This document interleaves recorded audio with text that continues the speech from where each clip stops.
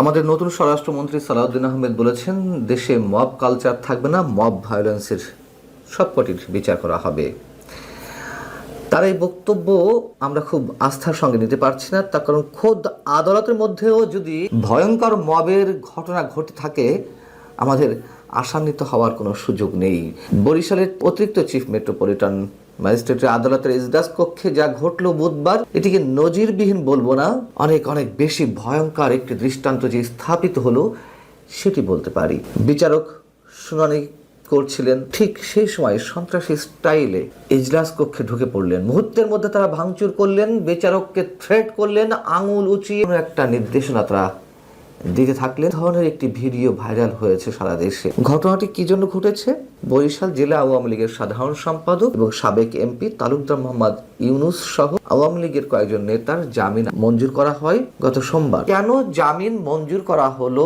রাজনৈতিক কার্যক্রম নিষিদ্ধ থাকা দল আওয়ামী লীগের নেতাদের, এর প্রতিবাদে তারা মঙ্গলবার দুপুরের আগে চিফ মেট্রোপলিটন আদালত এবং অতিরিক্ত চিফ মেট্রোপলিটন আদালতের কার্যক্রম বর্জন করেন। তারা বিক্ষোভ প্রদর্শন করতে থাকেন। আওয়ামী লীগ নেতাদের জামিন মঞ্জুর করা হয়েছে তা বাতিলের দাবি জানাতে থাকে। যখন তারা শুনতে পেলেন যে না, আদালতের কার্যক্রম চলছে, যেটি জানা গেছে যে বরিশাল জেলা আইনজীবী সমিতির সভাপতির নেতৃত্বে একদল আইনজীবী অতিরিক্ত chief metropolitan magistrate S M. Shariatullah ইজলাসে ঢুকে এই কাণ্ডটি ঘটান। আদালত কক্ষের যে ভেজানো দরজা ছিল সেটি খুলে চিৎকার করতে করতে ভিতরে ঢুকে আইনজীবী সমিতির সভাপতির পেছনে আরো বেশ কয়েকজন আইনজীবী তারা ইজলাসে ঢুকে সেখানে বসার জন্য যে বেঞ্চগুলো সেগুলো তো লাথি দিতে থাকেন, কেউ কেউ সেগুলো উপরে তুলে আছাড় মারতে থাকেন এবং আইনজীবী সমিতির সভাপতি সম্ভবত তিনি বিচারকের সামনে গিয়ে আঙ্গুল উঁচিয়ে থ্রেট করতে থাকেন, চিৎকার করতে থাকেন। আর বিচারকের কি করার? বিচারক নিশ্চয়ই কর্তব্য বিমূঢ় হয়ে পড়েন, হতবিহ্বল হয়ে পড়েন, সম্ভবত ট্রমার মধ্যে চলে যান। তার তো কিছুই করার থাকে না ওই মুহূর্তে। হচ্ছে মবের দৃশ্য।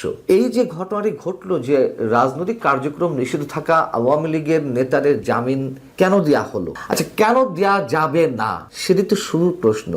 তার পরের প্রশ্নটাও যদি করি, আওয়ামী লীগ নেতাদেরকে এই প্রথম কোনো জামিন মঞ্জুর করা হলো দেশের কোনো আদালতে? আমি তথ্য প্রমাণ দিয়ে হাজির করতে পারি যে বিএনপি পন্থী আইনজীবীরা এই জামিনের বিরোধিতা করছেন, এই বিএনপি পন্থী আইনজীবীদের অনেকেই তো মোটা অঙ্কের টাকা নিয়ে কন্ট্রাক্টে গিয়ে তারা জামিন করিয়েছেন আওয়ামী লীগের কোনো কোনো নেতার, মোটা অঙ্কের টাকার বিনিময়ে। এরকম দৃষ্টান্ত যদি তুলে ধরা যায় কি হবে?